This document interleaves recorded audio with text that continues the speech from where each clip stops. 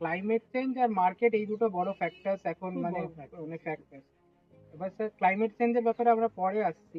আর এটা ছাড়াও স্যার মানে আরেকটা ইনপুট যে কস্ট দিচ্ছে ফার্মার্স, সেইটা যদি আমরা কিছুটা কম করতে পারি, তাহলেও সেই কস্ট মার্জিনটা তাহলে ফার্মার্সের যে আলটিমেটলি যে আর্নিংটা সেটার উপরে যাবে।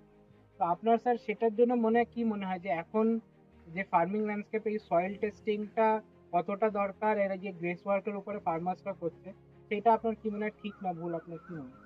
না, এটাও একটা প্রবলেম, বিশেষ করে ফার্মারদের ক্ষেত্রে, কারণ তারা সঠিক সময় এবং সঠিক পরিমাণ যে সার দরকার হয় সেটাও কিন্তু ফার্মাররা মানে কিছুই জানে না।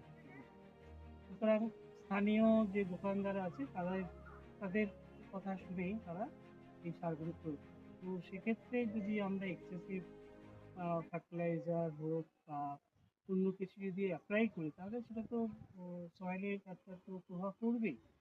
এবং এই যে বললাম যে কিছু কিছু গাছ মারা যাচ্ছে অতিবৃষ্টিতে হোক বা কিছু জলের জন্যই হোক, সেটাও কিন্তু একটা কারণ। কারণ মাটির যে ব্যালেন্সটা, অর্থাৎ প্রাকৃতিক যে ভারসাম্য, সেটা কিন্তু মাটিতে থাকছে।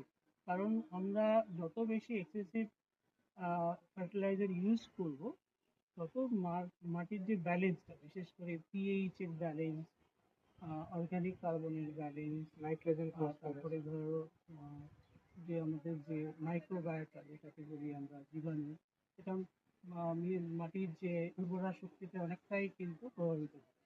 তো তাদের যে যতটা প্রয়োজন ততটা কিন্তু থাকছে না। তো এইগুলো কিন্তু অবশ্যই এই যে এক্সেসিভ ফার্টিলাইজার এটা কিন্তু দায়ী একমাত্র।